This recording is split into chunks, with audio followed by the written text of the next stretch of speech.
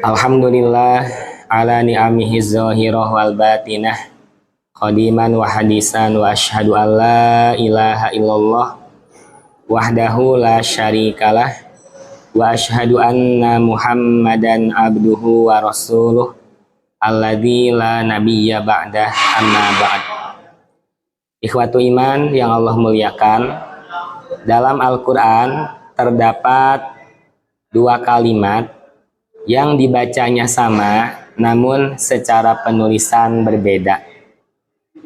Di antaranya terdapat dalam firman Allah Subhanahu wa taala, A'udzubillahi minasyaitonir rajim wa in ta'uddu ni'matallahi la tuhsuha. Dan jika kalian menghitung-hitung nikmat Allah, pasti tidak akan pernah bisa terhitung, karena teramat banyaknya limpahan nikmat yang Allah berikan kepada kita. Dalam Quran surah An-Nahl ayat 18, kalimat nikmat Allah tertulis dengan ta marbutoh, ta yang terikat. Sedangkan dalam Quran surah Ibrahim ayat 34, kalimat nikmat Allah tertulis dengan ta maftuhah, ta yang terbuka. Tentu di sini terdapat maksud atau tujuan yang harus kita tangkap, harus kita pahami sehingga jelas mengamalkannya seperti apa. Dalam salah satu karya guru kita, Allahu yarham Kiai Haji Aceng Zakaria, yaitu dalam buku tafsir Al-Fatihah yang beliau buat, beliau mencantumkan keterangan Imam Az-Zarkashi dalam kitab tafsir Al-Burhan.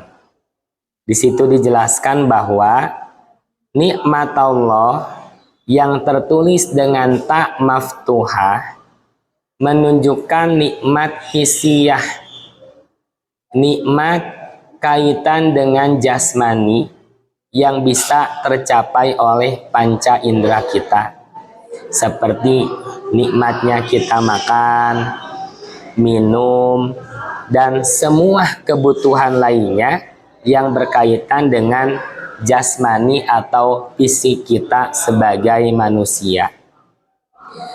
Adapun nikmat Allah yang penulisannya menggunakan ta marbutoh, itu menunjukkan nikmat maknawi, yaitu terkait dengan petunjuk hidup, bimbingan, arahan dari Allah Subhanahu wa taala untuk keselamatan hidup kita di dunia yang hanya sementara, sampai selamat di akhirat untuk selamanya.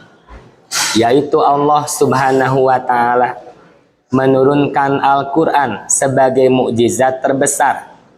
Allah mengutus Nabi Shallallahu Alaihi Wasallam untuk menjelaskan bagaimana cara kita beribadah, bagaimana aturan hidup kita di dunia, dan segala bentuk aturan yang lainnya.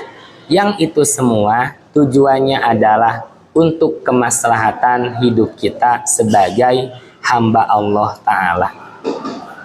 Ikhwatu iman, maka ini menunjukkan betapa Allah lengkap memberikan limpahan kenikmatan kepada kita, baik nikmat jasmani ataupun nikmat ruhani.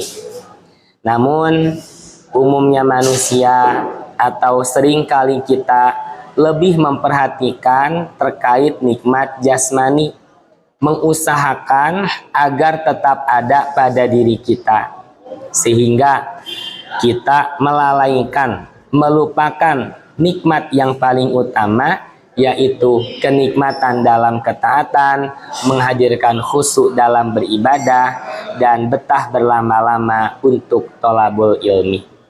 Ketika manusia hilang rasa nikmat ketika makan, misalnya contoh sederhana sariawan, maka manusia berusaha agar sehat kembali, agar nikmat itu kembali dirasakan. Segala bentuk hal yang dirasa sakit terkait jasmani, siapapun manusia pasti memperhatikan dan mengusahakan agar nikmat Allah, agar nikmat itu kembali ada pada dirinya. Tetapi teramat jarang ditemukan hilangnya nikmat ruhani pada diri manusia, dan ia berusaha mencari agar ada dan terjaga di dalam diri, sehingga menghadirkan kenikmatan dalam ketaatan, khusyuk dalam beribadah kepada Allah Subhanahu wa Ta'ala. Padahal sungguh pada diri kita terdiri dari dua unsur jasmani dan ruhani, yang keduanya memiliki kebutuhan harus dipenuhi secara seimbang. Bila kita memperhatikan memenuhi kebutuhan ruhani sehingga kita merasakan kenikmatan dalam ketaatan, maka dipastikan kita menjadi hamba Allah yang mulia. Tetapi bila hanya diperhatikan yang dominannya unsur jasmani pada diri kita saja, maka kehinaanlah yang terdapat pada manusia tersebut, bahkan lebih hina dibandingkan binatang yang melata. Ikhwatu iman yang Allah muliakan, dari keterangan yang tadi menunjukkan bahwa limpahan kenikmatan yang Allah berikan kepada kita begitu lengkapnya, maka wajib untuk selalu kita perhatikan, selalu kita usahakan. Bukan hanya sebatas nikmat jasmani, karena terkait nikmat jasmani, manusia siapapun itu pasti memperhatikan. Tetapi ada yang paling utama, yang harus selalu ada dan terjaga pada diri kita, yaitu terkait dengan nikmat ruhani. Kita mendapatkan bimbingan dari Allah Subhanahu wa Ta'ala, petunjuk hidup kita di dunia untuk keselamatan dunia dan sampai akhirat untuk selamanya. Maka dengan keterangan yang tadi pula harus menjadi pendorong bagi diri kita untuk senantiasa bersyukur kepada Allah Subhanahu wa Ta'ala dan menjaga agar kenikmatan itu senantiasa membuahkan dan menumbuhkan bentuk kenikmatan yang lainnya. Demikian, mudah-mudahan bermanfaat. Mohon maaf atas segala kekurangannya. Aqulu qauli hada wa astaghfirullah li wa lakum. Wassalamualaikum warahmatullahi wabarakatuh.